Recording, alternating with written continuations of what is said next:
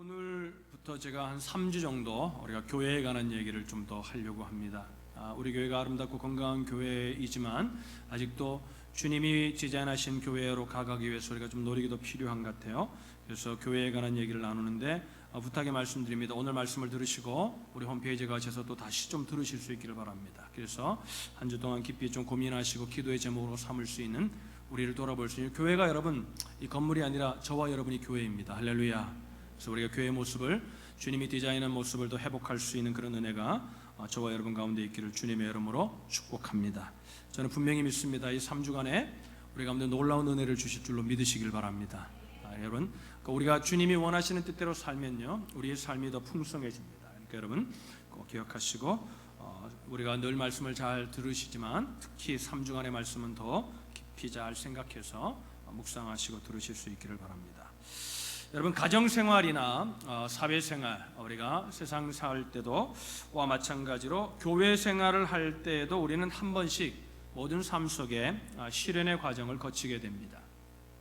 근데 이외로 어떤 삶이 무너져서 어떤 그런 또 교회 생활하면서 우리가 어떤 큰 핍박을 받아서 어려움을 받아서 우리가 또 어려움을 겪는 경우도 있지만 그건 극소수이고 대부분이 가정생활이나 사회생활과 마찬가지로 교회 생활을 통해서도 어려워하시는 분들, 시련의 과정을 거치게 되는 분들은 보면 대부분이 사람 관계 때문에 그렇다는 것을 우리가 보게 됩니다. 그러니까 사람에 대해서 실망을 하는 거죠. 그러니까 교회 사람이 저럴 줄 몰랐다 이러면서 교회 생활에 실망을 가지게 되고 그래서 우리가 다양하게 그 실망한 가운데 다양한 반응들이 일어나는데 그 가운데 많은 부분을 차지하는 반응이 어떤 반응이냐면 이런 반응입니다. 자기에게 실망을 준 그 사람이 있는 한 그 교회를 나오지 않겠다는 겁니다. 그래서 교회를 옮기는 분들이 있고요. 그래서 이거는 좀 좋은 케이스입니다. 어떤 경우에는 저런 사람이 예수 믿는 사람이라면 저런 사람이 그리스도인이라면 나는 그런 예수 안 믿겠다고 아예 교회를 떠나는 사람들도 우리가 종종 보게 됩니다. 우리가 교회를 다니면서 왜 이런 반응을 보일까? 저는 목회하면서 늘 이것이 저희 기도 제목이고 고심 가운데 하나입니다. 여러분 교회에서 겪는 갈등의 원인이 인간관계인데 인간 때문에 실망해서 교회를 옮기거나 교회를 떠나는 분들이 있는데 왜 그럴까? 그 중요한 이유가 있습니다. 그게 뭐냐면 교회가 무엇인지를 잘 모르고 신앙생활을 하신 분들이라는 겁니다. 여러분 교회에서 겪는 갈등의 중요한 원인이 뭐냐면 지나치게 교회를 이상적으로 생각하고 지나치게 비성경적인 교회관을 갖게 돼서 자기 나름대로 그냥 자기 생각대로 교회관을 갖게 되므로 교회에서 우리가 어려움을 당하게 될 때에 교회 가운데 시험이 들고 또 교회를 떠나고 또 다른 교회로 옮겨가는 경우가 있다는 것입니다. 여러분 기독교의 역사 가운데 가장 이상적이고 역동적인 우리가 닮기 원하는 교회가 있다면 많은 사람들이 공통적으로 1세기 초대교회라고 얘기를 합니다. 그래서 많은 교회들이 초대교회로 돌아가자 이런 표현을 많이 씁니다. 근데 저는 이런 고민을 합니다. 초대교회로 돌아가자고 교회가 얘기하는데 성도들이 초대교회의 모습을 어떻게 그리고 있을까? 초대교회의 모습을 어떻게 생각하고 있을까? 저는 생각하게 됩니다. 여러분 성경에 나와 있는 초대교회 중에서 가장 영적이고 모범적인 교회를 뽑으라면 그 교회 중에 대표적인 교회 중에 하나가 바로 에베소라는 교회입니다. 여러분 에베소는 바울이 개척한 교회이죠. 바울은 선교사의 삶을 살았기 때문에 한 곳에 오래 머물러 사역을 하지 않았습니다. 그런데 에베소에서는 3년이라는 기간을 머무르면서 많은 공을 들였던 교회가 에베소 교회입니다. 그러니까 3년 동안 바울이라는 목사님이 계셨던 교회가 에베소 교회죠. 그러니까 보세요. 바울이 3년간 있었으니까 바울이 생각하는 교회를 생각하면서 얼마나 열심히 사역을 했겠습니까? 그렇죠? 그 속에서 또 얼마나 말씀으로 잘 양육을 받았겠습니까? 그러니까 보세요. 에베소 교회에서 집중적인 선교 사역을 했기 때문에 에베소에는 건강한 교회임에 분명합니다. 근데 보세요. 에베소 교회가 그런 건강한 교회인데 에베소서 4장 25절 이하에 보면 바울이 에베소 교회를 향해서 이런 메시지를 전합니다. 우리 성경을 한번 볼까요? 스크린 좀 띄워주시기 바랍니다. 우리 같이 한번 읽겠습니다. 시작.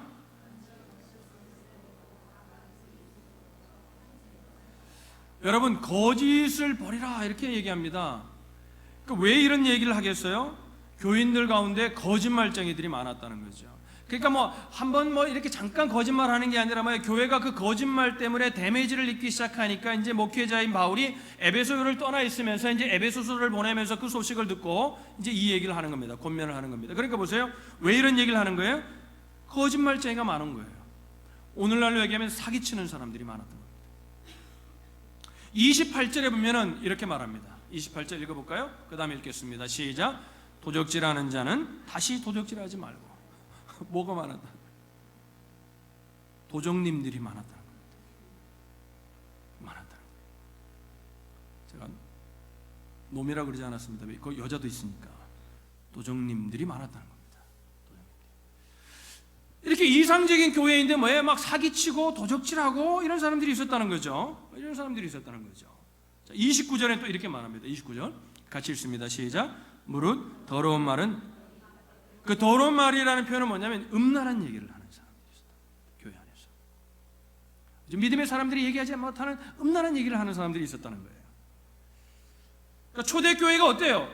에베소 교회 건강한 교회거든요. 초대교회 중에 에베소 교회는 굉장히 건강한 교회 중에 하나입니다. 그 건강한 교회도 뭐예요? 우리가 가지고 있는 똑같은 문제들이 여전히 있는 교회였다는 겁니다. 여전히.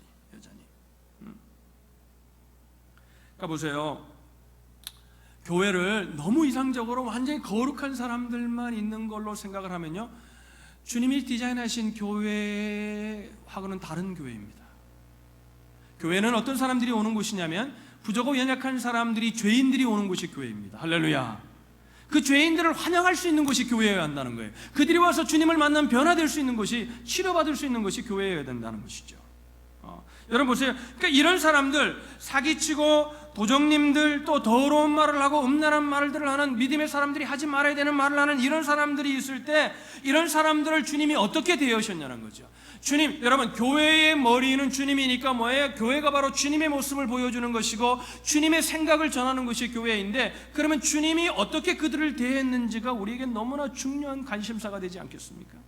그것이 우리가 리액션 해야 되는 모습이죠. 주님의 모습이지 않겠습니까? 오늘 보세요.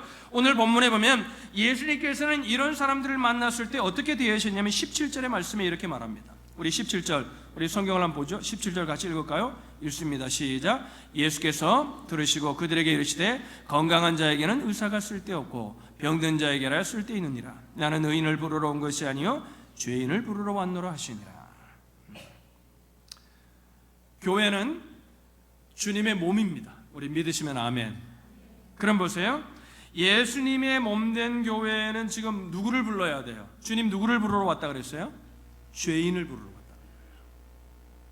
만약에 여러분 교회 안에 전부 다 거룩한 자들만 있고 교회 안에 연약한 자들, 주님을 통해서 변화되어야 될 사람이 그 교회에 없다면 그 교회는 건강한 교회가 아닙니다. 그 교회는 끼리끼리 모이는 교회입니다. 그 교회는, 만약에 여러분 우리 교회가 건강하고 서로 잘 지내고 사이좋게 잘 지내지만 저는 이게 좀 불만입니다. 우리 교회에 좀 여러분 연약한 자들이, 알코올 중독자도 와야 되고 마약 막 중독자도 와야 되고 여러분 동성애자도 오는 교회가 되어야 합니다. 할렐루야. 그들이 주님을 만나 변할 수 있는 곳이 교회가 되어야 한다는 거예요. 만약에 전부 다 좋은 사람들, 전부 다 착한 사람들, 전부 다 주님을 사랑하는 사람들만 모인다면 그건 여러분 주님이 디자인하신 교회가 아니라는 거예요. 오늘 주님이 이런 말씀을 하셔서 뭐라 그랬냐면은 병든 자에게라야 의사가 쓸데있다. 그게 뭐예요? 교회는, 주님은 교회가 어떤 곳이 되기를 원하는, 주님의 몸이 교회니까 주님은 어떤 교회가 되기를 원한다는 거예요? 병든 사람들이 올 수 있는 곳이 되기를 원한다는 거예요. 여러분, 그러니까 교회는 병든 곳, 교회는 클리닉과 같은 곳인데, 여러분 좋은 병원은 어떤 병원이 좋은 병원이에요? 전부 다 멀쩡한 사람들이 가는 병원이 좋은 병원입니까? 소문난 병원들, 정말 이름 있는 의사가 있고 정말 사람들이 가길 원하는 병원들은 어떤 의사예요? 정말 중증 병이 많이 걸리는 사람들을 병자들로 가득한 곳이 병원이에요. 그죠? 그러니까 각종 죄인들, 병든 자들이 모이는 곳이 병원이라는 거죠. 그러니까 병자들만 모인다고 또 좋은 교회요? 아니죠. 병원이 좋은 병원이 되려면 어떤 병원이 돼야 돼요? 병자들도 많이 오는데 그들이 와서 뭐예요? 병이 고침받은 소문이 많이 나는 교회가, 그런 병원이 좋은 병원이잖아요. 할렐루야. 여러분 저를 좀 잘 보세요. 이게 중요한 말씀 하는 거예요. 교회가 뭔지를 모르니까 교회 와서 시험 든다는 얘기를 자꾸 하는 거예요. 그런 사람들이 있을 때 어떻게 해서 야, 저들도 이제 주님 만나면 변화되겠구나, 주님이 저들도 고치시겠구나, 이런 생각을 해야지. 그런 사람들 때문에 자꾸 시험 든다, 그래서 교회를 옮겨야 되면 교회가 뭔지를 모르기 때문에 이런 일들이 교회 안에 지금 계속해서 반복적으로 일어나고 있다는 겁니다. 그러니까 이상한 사람들 보면 뭔 생각해? 야, 저 사람 고치려면, 주님이 조금 병 고치려면 저 사람 좀 중증이니까 좀 시간이 많이 걸릴 수도 있겠구나, 이러고 이해를 해줘야지 된다는 겁니다, 교회가. 여러분 잘 보세요. 그러면 뭐냐면, 나는 그럼 병이 없냐? 저와 여러분도 여전히 고쳐야 될 병이 있기 때문에 이 교회가 필요한 겁니다. 옆에 사람에게 좀 기분 나쁜 얘기를 하시길 바랍니다. 이렇게 얘기하세요. 당신에게도 병이 있습니다. 있습니다. 보세요. 그래 보세요. 좋은 병원과 같은 것이 교회가 되어야 되는데, 각종 병들, 각종 연약한 사람들이 오는 곳이 교회가 되어야 되고, 그들이 오면요, 그들이 그런 모습을 보면, 그런 행동을 하면, 저 사람 왜 저래? 이 교회가 왜 이래? 이런 게 아니라, 이 교회가 건강한 교회구나, 이런 사람들이 와서 정착할 수 있는 교회구나, 이런 사람들이 와서 변화될 수 있는 곳이구나 생각하고 기뻐해야 된다는 거예요. 제가 이번에 수련회를 갔는데, 어느 목사님이 이제 좀 자기가 프라우드한 거가요. 그러니까 뭐냐면, 자기가 잘했다고 이제 좀 저보다 연세 드신 목사님이 이제 젊은 목사님들 앉혀놓고 이런 얘기를 하는 거예요. 본인이 이제 애들 데리고 배를 타고 오는데 저녁에 좀 늦게 오셨는데 다음날 그런 얘기를 하시는 거예요. 애들이 거기서 앞에서 담배를 피우고 있다는 거예요. 그래가지고 두 애를 불러가지고 막 야단쳤다는 거예요. 너 이놈들 어디서 이런 짓 하냐고 막 야단을 쳤다는 거예요. 그래서 제가 연세 드신 목사님이지만 제가 조심스럽게 이렇게 말씀드렸어요. 목사님, 그런 애들이 올 수 있는 수련회라면 이 수련회가 건강한 수련회입니다. 그런 애들이 와서 변화받는 곳이 되어야 되잖아요. 할렐루야. 우리 교회에 만약에 누가 술 냄새 풍기는 사람이 왔습니다, 마약이 중독된 사람이 왔습니다, 담배를 꽂고 왔습니다, 왜? 모르고 그냥 자기도 모르게 버릇이니까 여기다 꽂고 온 거예요. 여러분, 그러면 보세요. 밖에 나가서 담배를 피우는 애들이 그전에는 우리 교회에 꽤 있었어요. 전신 먹고 나면 식후, 그게 애들이 이거 원하잖아요. 그러니까 나가는 애들이 요즘에 없어요. 그래서 제가 우리 교회가 지금 이게 지금 병 들어가고 있는 게 아닌가 저는 걱정하고 있습니다. 그런 애들이 있어야 합니다. 할렐루야. 그리고 나무라지 마세요. 여러분, 기도해 주고요, 그들도 주님 만나면 변화가 될 수 있는 거거든요. 할렐루야. 제가 이상하다고요, 여러분? 성경을 보세요. 교회는 그런 곳이에요. 보세요. 보면 그런 소문이 많이 나고 병을 고침받는 곳이어야 되는데요, 보세요. 그런데 환자들 입장에서 보면은, 그러나 병든 자들이지만 여러분, 병원이 어떤 병원에 가고 싶겠어요? 병만 잘 고치는 병원이 아니라 환자의 입장에서는 어떤 병원을 가고 싶겠어요? 그들이 존중받고 그들을 친절하게 대하는 의사가 있는 곳에 가고 싶지 않겠어요?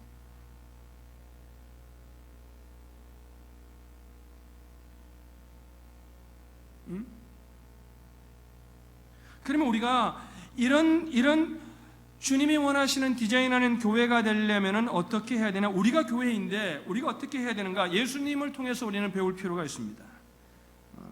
첫째로 중요한 게 뭐냐면요, 예수님이 사람들을 보시는 방식대로 사람들을 보려고 애써야 한다는 거예요. 본문 14절을 보시겠습니다. 14절 보시면 이렇게 말합니다. 우리 같이 읽어볼까요? 시작. 또 지나가시다가 알페오의 아들 레위가 세간에 앉아있는 것을 보시고 그에게 이르시되 나를 따르라 하시니 일어나 따르니라. 예수님이 이 세리를 보았다는 것이 우리에게는 별다른 의미가 없는 것처럼 느껴지지만, 그 당시 유대인들에게는, 여러분 보세요, 예수님을 메시아로 믿지 않는 사람들도 예수님을 뭐라고 불렀습니까? 랍비라고 불렀어요. 율법을 가리키는 선생이라고 불렀다고요. 그러면 보세요, 그 당시에 랍비뿐만 아니라 유대인들, 정말 하나님의 율법을 지킨다고 생각하는 사람들이 여기 있으면, 세리는 보면은 안 돼요. 세리가 저기 앉아 있습니다. 그러면 세리를 보지 않고 가는 거예요. 왜? 그 더러운 거니까 보면 안 된다는 거예요. 텍스 콜렉터들은 더러운 인간들이에요. 근데 예수님이 그 랍비라고 불리는 그 예수님이 그들을 보았다는 것이 오늘 본문에 뭐냐, 보시고 그랬거든요. 그 보았다는 것이 굉장한 사건인 겁니다. 성경이 기록하고 있는 겁니다. 여러분, 당시 세리들이, 텍스 컬렉터들이 얼마나 잔인했냐면요, 그들은요 로마에 붙어서 세금을 걷어내가지고 동족들을 착취하는 민족의 반역자들이었고 반유대주의자들이었고 반민족주의자들이었어요. 인간으로 취급받지를 못하는 사람들이었어요. 당시에 여러분 세금을 걷는데 정세, 나라에서 정확하게 이렇게 정말 정식적으로 걷는 세금 정세라는 게 있었고요. 또 텍스 콜렉터들이 만들어 걷는 관세라는 세금이 있었어요. 정세만 해도 여러분 어마어마한 세금들이었어요. 인두세라고 해서 사람의 머리 따라 세금을 내야 했어요. 또 뭐에 소득에 따라 세금을 내야 돼요. 또 토지가 있으면 집이 있으면 그 집에 가는 세금을 내요. 그러니까 여러분 그 세금만 해도 정말 유대인들이 정말 죽지 못해 사는 거였거든요. 정말 힘들었거든요. 그런데 거기에다가 관세라는 걸 붙였어요. 관세라는 걸 붙였는데 관세는 무슨 세금이냐? 여러 가지 너무나 많았는데 그 중에 대표적인 걸 소개하면요, 길을 통과할 때 내는 통과세가 있었어요. 마차를 끌고 갈 때 내는 마차세가 있었어요. 마차의 바퀴가 여럿인 마차의 바퀴마다 물리는 바퀴세가 있었어요. 이건 다 어디로 가는 거냐면 텍스 콜렉터인 세리들의 주머니로 가는 돈들이었어요. 한마디로 약탈자예요. 거기서 그치지 않고요, 세금을 내지 않으면 청부업자들하고 연관을 해가지고, 오늘날만 깡패들하고 연관해가지고 깡패들을 보내가지고 강제로 강탈을 했어요. 그러니까 세리들을 사람 취급하지 않는 겁니다. 보면 안 되는 거예요. 그들은 그렇게 가르쳤어요. 회당에서 법적인 증인으로도 세우지 않아요. 유대인들은 재판을 하면 증인이 굉장히 중요하거든요. 하나님 말씀에 그렇게 말씀하셨으니까 그들은 증인의 자격도 없었어요. 근데 예수님이 지나가면서 세리를 본 거예요. 예사롭지 않은 일이에요. 여러분 물어봅시다. 세리를 어떻게 예수님이 보셨을까요? 째려봤을까요? 이 나쁜 놈들, 니들이 그러고 잘 되나 보자, 니들이 유대인이고 하나님의 백성이면서 그렇게 사냐? 이 인간들, 저주받을 인간들, 이러고 봤겠어요? 그렇게 보지 않았어요. 여러분, 윌리엄 바클레이라는 유명한 학자는요, 그 본문에 예수님이 보시고라는 걸 이렇게 보았을 거라고 그는 해석했어요. 예수님은 레위라는 이름을 가진 이 세리를 보았을 때 그 안에 위대한 전도자 마태를 보았다. 예수님이 보는 눈은 뭐냐면, 지금 세금 콜렉터로 민족의 피를 빨아먹는 사람이지만 그가 주님을 만날 때, 원래 이름이 레위였거든요. 근데 마태로 변화가 되거든요. 마태, 위대한 전도자가 될 마태를 그 속에서 보셨다는 거예요. 할렐루야. 우리가 사람을 보아야 되는 눈입니다. 교회가 보아야 되는 눈입니다. 비록 많은 사람들에게 손가락질 받는 세리였지만 회심한 후에는 어떻게 돼요? 관리 특유의 그 성악하고 정확한 관찰력과 세심함을 통해서 유대인의 왕이고 구세주로 오신 예수 그리스도의 생애를 정확하게 관찰하고 증거하는 마태복음이 있기 때문에 예수님의 생애에 대해서 아주 자세히 디테일하게 알 수 있게 된 거예요. 그 전도자 마태를 보셨다는 거예요. 레위 속에서. 보세요. 시몬 베드로도 어때요? 체질로 치면요, 대표적인 다혈질이죠, 그죠? 종잡을 수 없어요. 충동적이에요, 격정적이에요. 그러니까 이 사람이 어떻게 반응할지 종잡을 수 없게 그 사람을 신뢰하기 어려운 사람이에요, 사실 어떻게 보면. 근데 시몬을 처음 만났는데 예수님이 시몬에게 뭐라고 하신지 여러분 기억하세요? 뭐라고 하셨어요? 요한의 아들 시몬이니 장차 게바라 하리라. 게바는 반석이라는 뜻이거든요. 여러분, 베드로의 캐릭터와 너무 어울리지 않잖아요. 반석은 이런 묵직한 거잖아요. 무거운 중심이 있는 거잖아요. 함부로 행동하지 않는 거잖아요. 근데 예수님은 뭐냐면 베드로를 게바라고 하셨어요. 그 속에 뭐가 있는 걸 보신 거예요? 교회를 위해 주님 앞에 회심하고 돌아와서 하나님의 나라를 위해 반석과 같이 끊임없이 변하지 않고 죽을 때까지 주님을 섬길 그 반석을 보신 거예요. 할렐루야. 이게 주님이 사람들을 보는 눈이에요. 오늘 여러분 예배를 드리면서도 이렇게 사람들이 예배를 드립니다. 이 기독교인들 지금 바리새인과 서기관들의 마음으로 이 종교적인 마음을 가지고 교회에 앉아있는 사람들이 너무나 많아요. 예배를 드리면서도 이 예배가 어떠니 저쩌니 찬양이 이러니 저러니 목사가 설교를 이따고 하니 저따고 하니 이러고서 예배를 드려요, 여러분. 그러니 그 예배 가운데 무슨 하나님의 은혜가 임하겠습니까? 여러분, 하나님 앞에 드리는 예배를 그렇게 했는데 사람들은 어떻게 보겠어요? 사람들을 볼 때마다 저 사람은 저렇고 이 사람은 저렇고. 머리가 빠른 사람은요, 여러분, 우리가 조심해. 저도 머리가 좀 빨리 돌아가는 사람이거든요. 저 같은 사람이 조심해야 될 게 뭐냐, 사람을 딱 보면 자꾸 판단하게 된다는 거예요, 본능적으로. 그러니까 여러분, 어느 날 제가 기도하는데, 여러분 부끄러운 얘기지만 이런 생각이 드는 거예요. 저를 하나님이 깨우치시는데 제가 아주 소리치게 놀랐어요. 뭘 놀랐냐면요, 예배를 드리는데 제 마음에 늘 어떤 마음이 있냐면, 예배를 드리는데 중진이 늦게 와요. 그러면요, 조금 일찍 오지 않고 늦게 와요. 언타임 맞춰 그러고 와요. 그러면요, 그 사람을 볼 때 저 사람 왜 저렇게 예배 드릴까, 이런 생각이 드는 거예요. 여러분, 이거 옳은 마음 아니에요. 긍휼히 여기는 마음이 들어야죠. 할렐루야. 무슨 일이 있지는 않았을까? 저 사람 왜 늦게 왔을까? 저 사람이 혹시 뭔가 아프진 않을까?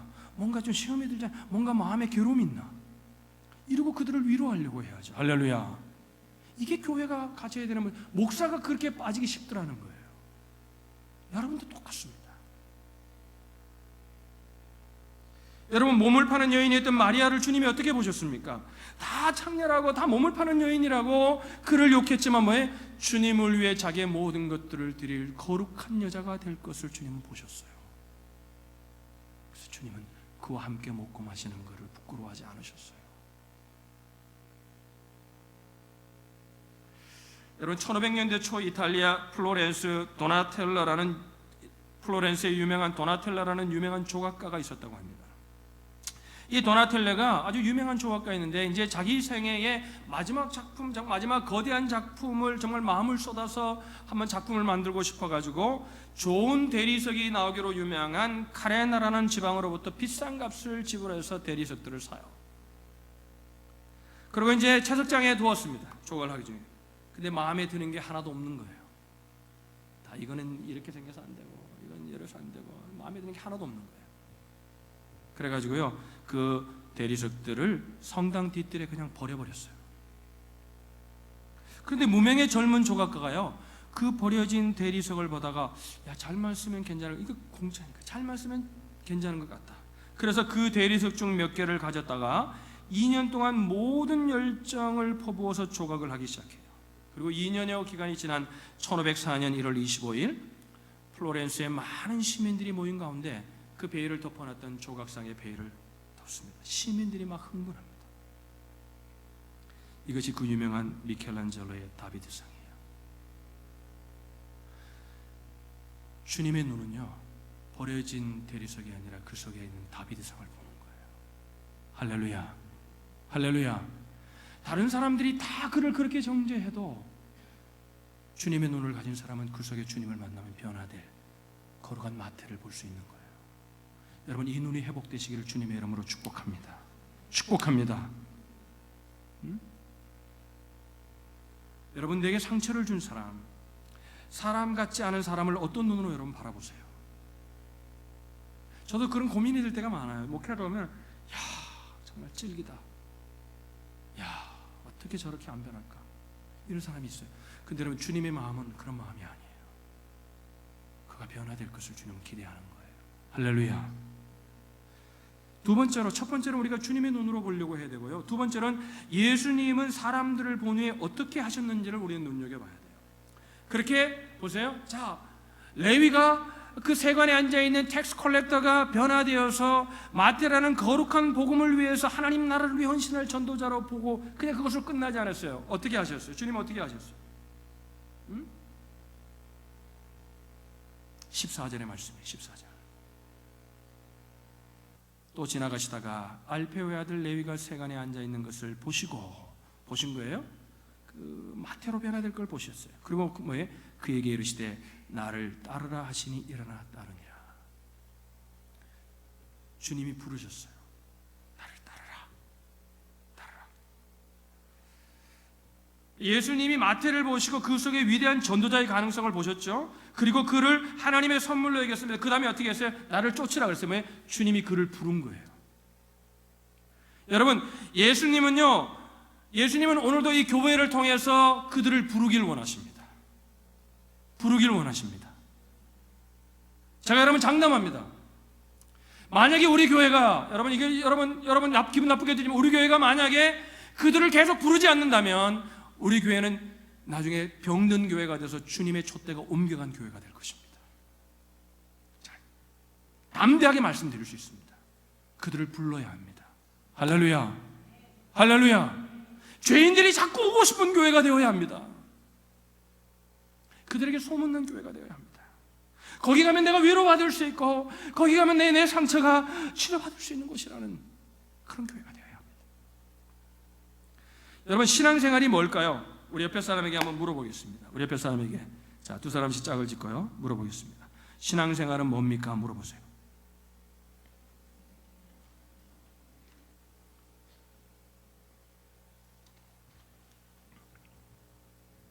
대답들 하세요. 신앙생활 뭐예요? 아는데 이걸 또 뭐 얘기하라 그러면 참 정의하기가 어려워요, 그죠?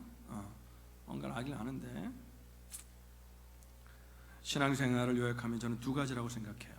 다르게도 할 수 있지만 이렇게 표현할 수 있어요. 오늘 본문을 중심으로 해석한다면, 첫째는 예수님을 만나는 겁니다. 두 번째는 뭐예요? 예수님을 따라가는 겁니다. 이게 신앙생활입니다. 오늘 교회가 너무나 복잡하게 신앙생활을 가르쳐 놓았습니다. 직분론이 어떻고 물질관이 어떻고, 주님이 하신 대로 하면 돼요. 주님 어떻게 하셨어요? 죄인들과 함께 먹고 마시고 그들을 위로하시고 그들을 치료하셨어요. 할렐루야. 그들과 함께 하셨어요. 사람들의 말에 귀를 기울이지 말고요, 우리가 예수님이 어떻게, 왜 우리가 기도해요? 예수님이 기도하셨어요. 기도하는 거예요. 저는 이렇게 어떤 데 금식하잖아요. 왜 금식해야 되냐?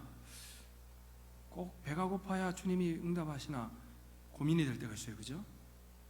왜 그렇게 하는 거예요? 모르지만 주님이 하셨고 주님이 또 하라고 하셨으니까, 그렇게 기도와 금식 외에는 이런 이유가 나갈 수 없다니까 주님이 하신 대로 좀 해보는 거예요. 그러면 역사가 일어나요. 할렐루야. 할렐루야. 이게 주님이 하셨기 때문에 그런 거예요. 주님이 계란띠 하는 거예요. 그대로 하면. 신앙생활은 간단한 거예요. 예수님 만나고, 그러니까 교회에 나왔는데 아직도 예수님을 만나지 못했어요. 교회에 나왔는데 아직도 예수님을 몰라요. 제일 정말 안타까운 분이에요. 정말 가슴 아픈 분. 근데 이제 교회 와서 예수님 만났어요. 만났는데 예수님 따라가지 않아요. 그리고 그 상태에 그냥 계속 머물러 있어요. 참 안타까운 거예요. 여러분, 예수님 뭐라 그랬냐면요, 예수 믿는 거 뭐냐면 생명을 얻고 또 풍성히 얻는 거라고 그랬어요. 예수 믿는 생각이 너무나 행복한 거거든요. 할렐루야. 여러분, 여기 잘 들으세요. 예수님 믿는데 기쁘지 않다, 예수님 믿는데 행복하지 않다, 둘 중에 하나예요. 둘 중에 하나예요. 뭘까요? 예수님 안 따라가기 때문에 행복하지 않은 거예요. 예수님 따라가면요, 시련이 있어요. 고난이 있어요. 그러나 그 고난과 시련을 넘고 그 고난과 시련 속에서도 감사하며 행복할 수 있어요. 할렐루야. 예수 믿는 걸 이런 거로만 얘기하면 안 된다고 저는 생각해요. 분명히 하나님이 주시는 복이 있습니다. 하나님이 주시는 은혜가 있습니다. 예수 믿으면 다 잘 됩니다. 그래서 행복합니다. 이건 성경이 말하는 행복이 아니에요. 그러면 보세요. 예수님 믿는 게, 예수님 믿는 거, 예수님 만나고 예수님 따라가는 거 간단한 건데, 그러면 전도는 뭐 하는 거예요? 전도는 나를 소개하는 게 아니라 예수님을 만나 따라가 보니까 내가 이렇게 삶이 변했다, 내가 이렇게 너무나 좋더라, 예수님 만나고 나니까 내가 이렇게 기쁘더라, 예수님 만나고 나니까 너무나 소망이 있더라, 이 사실을 전하는 게 전도잖아요. 근데 어떤 사람은 예수님 믿고 전도하라 그러면 처음에 예수님 믿어야 됩니다, 예수님 믿으면 좋습니다, 그리고 난 다음에 뭔 얘기하냐면 자기 그냥 자기 자랑해요. 아들이 이렇게 되고 딸이 이렇게 되고 뭐 이렇게 되고 뭐 그러다가 3000% 빠져요. 고난을 당하는 사람도 예수님 만난 사람은 전도할 수 있습니다. 왜 그런 거예요? 내가 이 고난 중에 있는데도 예수님 만나고 나니까 이렇게 좋더라는 거예요. 소망이 생기더라는 거예요. 할렐루야. 이게 예수 믿는 거, 이게 예수님이 전하는 거예요. 근데 어떤 분들은요, 예수님 전하는데 예수님을 전하는 게 아니라 예수님께로 가는 길을 방해하는 경우가 많아요. 여러분 죄송합니다. 우리끼리니까 얘기하십시다. 솔직하게. 복음을 전하는데, 예수님을 전하는데 가장 방해가 되는 게 이 땅에 어디일까요? 교회예요. 교회예요. 오늘날 예수를 믿는데 최대의 방해거리가 되는 게, 미안하고 창피하지만 좀 정말 아쉽지만 교회예요. 성경에 보니까 그럴 수 있더라고요. 보니까요, 수로보니게 여인이 정말 힘들어서 주님 찾아왔는데 제자들이 막 주님께 못 가게 해요. 소경 바디메오가 예수여 나를 불쌍히 여겨달라고, 자기는 눈을 멀었으니까 예수님이 어딘지 뭐 소리는 들리는 것 같더니 뭐 소리를 질러 예수님께 좀 어텐션을 받고자 해요. 그런데 뭐 해요? 제자들이 시끄럽다고 그냥. 그러니까 교회에 와서 아프다고 힘들다고 얘기하는데, 뭐 그런 거 다 그런 거야, 뭐 인생이 다 그런 거야, 이딴 소리 하는 거예요. 우리가 그러니까 아픈 얘기를 하고 싶어서 정말 주님께 얘기해서 정말 상처를 치료받고 싶은데 치료가 못 받는 거예요. 말도 못하게 하는 거예요. 그냥 기도해. 들어주는 게 전도거든요. 그때는. 할렐루야. 그러면서 이러는 거예요. 가르치려고만 하는 거예요. 신앙생활 이렇게 해야 돼, 저렇게 해야 돼, 이렇게 해야 돼, 이렇게 해야 돼. 여러분, 예수님 만나가지고 예수님께로만 인도하면요, 예수님이 그를 인도하는 거예요. 할렐루야. 할렐루야. 선생이 되려고 하는 거예요. 그들을 끌어안지 못하고. 보세요. 정말 예수님께로 사람들을 인도하려면요, 예수님처럼 사람에 대한 편견과 선입견을 버려야 되거든요. 15절의 말씀을 보시겠습니다. 15절에 보시면 이렇게 말씀이 나와요. 15절 읽어볼까요? 같이 한번 읽겠습니다. 시작. 그의 집에 앉아 잡수실 때에 많은 세리와 죄인들이 예수와 그의 제자들과 함께 앉았으니 이는 그러한 사람들이 많이 있어서 예수를 따름이었더라. 이제 레위가 아직 마태가 되지 않았지만 마태가, 그죠? 주님을 만났으니까 너무 좋은 거야. 그러니까 뭐예요? 집에다가 모셨어요. 그는 누구냐면 마태를 말하는 겁니다. 레위를 말하는 겁니다. 집에 가서 모셔가지고 이제 잡수는데 뭐예요? 주님의 제자들도 함께 갔어요. 그런데 또 누구 들어왔어요? 많은 세리와 죄인들이. 그러니까 세리를 상대하는 사람은 누구예요? 세리밖에 상대를 안 해주거든요. 그러니까 세리들이 그런 거예요. 똑같은 내용을 기록하고 있는 누가복음에는 잔치를 아주 큰 잔치라고 표현했어요. 그러니까 굉장히 성대한, 너무나 기뻐가지고 정말 주님을 위해서 큰 잔치를 베푼 것 같아요. 그러니까 사람들을 막 초청해서. 그러니까 뭐예요? 오는 사람들이 다 누구예요? 세리들, 죄인들만 오는 거예요. 그런데 여러분, 예수님이 그들을 어떻게 해요? 모두 환영합니다. 끌어안고 함께 시간을 보냅니다. 우리는 어때요? 우리는 16절처럼 반응할 때가 많아요. 16절 읽어볼까요? 읽습니다. 시작. 바리새인의 서기관들이 예수께서 죄인 및 세리들과 함께 잡수시는 것을 보고 그의 제자들에게 이르되 어찌하여 세리 및 죄인들과 함께 먹는가?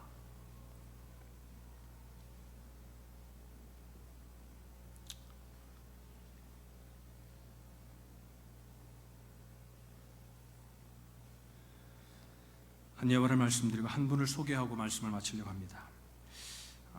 이분의 삶이 교회가 어떤 것인가를 보여주는 삶이라고 저는 생각을 해요. 우리가 잘 아는 헨리 나우엔이라는 분입니다. 이분은 여러분 아는 대로 예일대와 하버드에서 교수 생활을 하신 아주 석학이십니다. 그가 1985년도에 그 생에 잊지 못할 한 사건을 경험하게 됩니다. 정신지체아를 모아다가 가르치고 섬기는 프랑스에 있는 장애인 공동체의 한 지도자가 그를 예고 없이 방문해요. 그와 함께 이제 대화하는 시간을 갖게 됩니다. 헨리 나우엔이 이 사람으로부터 정신지체아들의 세계를 처음으로 접해요. 물론 정신지체아를 알고 있었지만 그걸 처음으로 정말 가슴 깊게 접하는 거예요. 그러면서 이런 생각을 해요. 야, 정말 이런 사람들, 이 정신지체아들을 위해서 자기의 전 생애를 들여서 헌신하는 정말 아름다운 사람들도 있구나. 그리고 굉장한 감동을 받았다고 합니다. 그런데 얼마 되지 않아서 그 공동체의 또 다른 지도자였던 장바니에라는 사람으로부터 편지 한 통을 받아요. 한 장의 내용은 간단하게 소개하면 이거예요. 정신지체아들을 위해서 리치리 수련회가 열리는데 참석해달라는 거예요. 그러니까 헨리 나우엔은 그 당시에도 유명한 사람이었거든요. 많은 곳에 가서 말씀을 전하는 사람이에요. 그러니까 말씀을 전하라고 나를 초대하는가 보다. 그러면서 이제 고민해요. 고민하면서 정신지체아들에게 어떻게 말씀을 전할까? 그들이 어떻게, 그러면서 고민을 하고 이제 그들을 섬기는 사람들에게 좀 말씀을 전해야 될 생각을 한번 좀 가졌던 것 같아요. 그리고 말씀을 전해줄 것으로 알았는데 가보니까요, 그 수련회는 다른 수련회와 달랐어요. 그 수련회는 침묵하는 수련회예요. 아무 말하지 않고 기도도 그냥 침묵으로 기도하고 하루 종일 하는 일이라고는 정신지체아들을 씻기고 입히고 그들을 그냥 침묵으로 섬겨주는 기도하는 그런 수련회였어요. 3일간. 그 3일간요, 정신지체아들을 처음으로 몸으로 경험하는, 체험하게 되는 것이었어요. 그리고 난 후에 또 다른 한 통의 편지를, 그 수련회가 끝나고 난 후에 또 다른 한 통의 편지를 받아요. 그 편지에는 이런 말이 쓰여 있었어요. 제가 읽어드릴게요. 교수님과 함께했던 것이 큰 축복이었습니다. 교수님이 우리 같은 정신지체아 공동체의 지도자가 되어주신다면 얼마나 큰 하나님의 선물이 될까요? 지금 이제 예일대 교수로 있을 때였거든요. 이제 지금 올해 끝나면 하버드의 청년을 받아서 이제 하버드로 가기로 되어 있었어요. 여러분 대학에서도 많은 할 일들이 있잖아요. 이번에 많은 영향을 주는 사람이었거든요. 근데 뭐예요? 자기 정신지체 공동체의 지도자가 되어달라는 거예요. 얼마든지 학교에서 캠퍼스에도 할 일이 많은데 그 한두 개 편지가 그의 마음을 떠나지 않는 거예요. 나중에 헨리 나우엔은 내가 하버드를 떠나서 정신지체학 공동체의 지도자가 되라는 하나님의 부르심이구나. 그리고 부르심에 순종해요. 1985년 가을 그는 하버드의 교수직을 포기하고 캐나다 우리가 잘 아는 토론토 근처에 정신지체아들을 위한 데이 브레이크라는 공동체의 리더로 떠납니다. 6명의 공동체 지체아들을 섬기기 위해서 그 모든 것들을 포기하고 거기에 떠나요. 우리 같으면 뭐 생각할까요? 야, 이분 대단하구나. 어마어마한 희생을 했구나. 야, 어마어마한 희생을 정말 훌륭하다. 이런 헨리 나우엔도 자기도 그 결정을 하고 가면서 그런 마음이 들었다고 고백해요. 내가 하나님을 위해 정말 대단한 결정을 했구나. 대단한 희생을 했구나. 그런데 여러분 얼마 가지 않아 거기에서 생활하면서 얼마 되지 않아서요 자기의 일기에 이렇게 기록해요. 이상하다. 이것은 희생이고 지금까지의 삶을 뒤엎는 시도였는데 웬일인지 평안이 있다.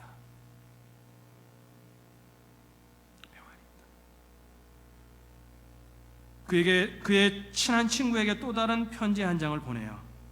영적인 소울메이트에게 편지를 보냅니다.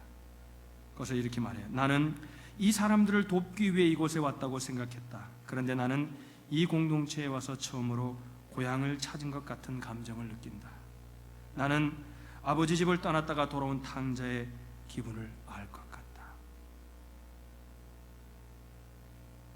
더 놀랍고 충격적인 글이 계속 이어집니다. 나는 이 사람들을 돕고 치료하기 위해 왔지만 오히려 내가 치료되고 있는 것을 느낀다. 우리 공동체 식구 6명 중 아담이라는 청년이 있다. 그는 비록 정신지체아이지만 깨끗하고 투명한 그 영혼에 부딪힐 때마다 내게 붙어있던 거짓과 위선의 찌꺼기들이 씻겨져 나가고 내 영혼이 치료되는 것을 느낀다. 그것은 놀라운 발견이었다. 우리는 정신지체아들이 아무것도 모른다고 생각하지만 그 속엔 우리가 갖지 않은 깨끗함이 있는 걸 보았다는 거예요. 그리고 내가 치료받았다는 거예요. 우리가 교회에서 자꾸 힐링 사역을 많이 합니다. 뭐 나쁜 것은 아니라고 생각합니다. 근데 그 힐링 사역의 대부분이 어디에 있냐면 자객이 집중되어 있어요. 그래서 지금 교회가 지금 썩어가고 있는 겁니다. 여러분 진정한 주님의 제자들의 힐링은요 주님이 있는 곳에 주님이 가라는 곳에 가서 그들을 섬길 때 힐링이 일어납니다. 할렐루야. 이게 교회가 회복돼야 될 모습입니다. 그것이 여러분들이 가야 될 곳이 가정일 수도 있고 여러분들이 가야 될 곳이 캠퍼스일 수 있고 직장일 수 있고 우리가 가야 되는 것이 이 교회 안일 수도 있습니다. 어느 곳인지는 중요하지 않습니다. 꼭 우리가 지체자녀는 거기에 물론 특별한 콜링이 있으면 가야 되겠지만 우리가 삶 속에 부르시는 그 삶의 자리에서 우리가 주님을 예배하고 경배할 때 여러분 그 속에서 우리도가 모르게 우리가 치료되는 것을 경험할 수 있다는 겁니다.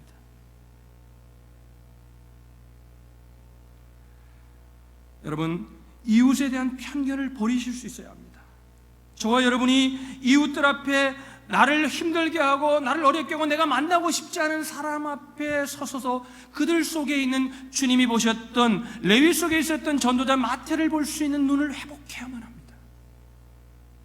이걸 회복하지 않으면 우리도 서기관과 바리새인처럼 늘 정죄하고 우리도 그냥 종교인으로 이 땅을 살다가 이 땅을 끝마칠 수도 있는 그런 위기감을 우리가 느껴야 합니다. 복음이 지체되고 이웃들과의 담이 높아져 가고 있는 이유가 어디에 있을까요? 주님 때문일까요? 예수님 때문일까요? 아니죠. 그것은 우리가 좁은 인간관을 가지고 저와 여러분들이 생각하는 인간관, 여러분들이 경험한 그것이 단주라고 사람들을 정죄하고 선택한 좁은 범위에서 제한적인 교제만을 나누기 때문입니다.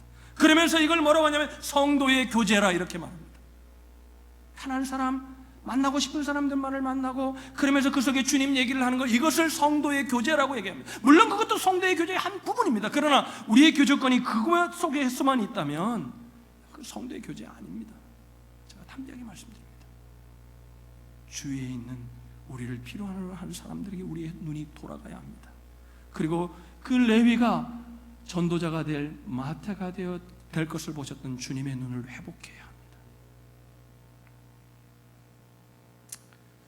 1996년 9월 21일 헨리 나우에는 이런 말을 마지막으로 남기고 세상을 떠났습니다. 저는 이 말이 얼마나 저의 가슴을 치는지 모르겠습니다. 그는 이렇게 말했습니다. 나는 내 사랑하는 이웃들을 통해서 우리 주님 그리스도를 새롭게 경험했다. 나는 행복했다. 나는 참 행복했다. 그러면서 뭐라 그러냐면 그 지체아들을, 6 지체아들을 섬기는 나머지 마지막 자기 생애가 가장 복되고 행복한 인생이었다고 그러겠습니다. 많은 사람들에게 메시지를 전하고 많은 사람들에게 학교에서 캠퍼스에서 학생들의 영향을 줄 그때가 아니라 6명의 정신 지체아들을 섬길 그때가 가장 행복했어요.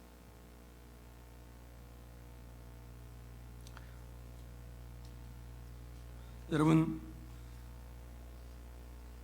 모두가 다 염려를 합니다. 교회가 교회의 능력을 잃어버리고 복음의 능력을 잃어버렸다고. 여전히 열심히 예수 믿으라고 말하지만 힘이 없다고. 그 이유가 뭘까요? 주님의 마음을 회복해요. 주님의 눈을 회복해야 합니다. 저와 여러분들 가운데 이런 은혜가 있기를 주님의 이름으로 축복합니다. 그래서 부르신 곳에서 주님을 예배할 수 있는 저와 여러분들이 되어야 될 줄로 믿습니다. 우리 오늘 말씀을 한번 1, 2분간만 묵상하겠습니다.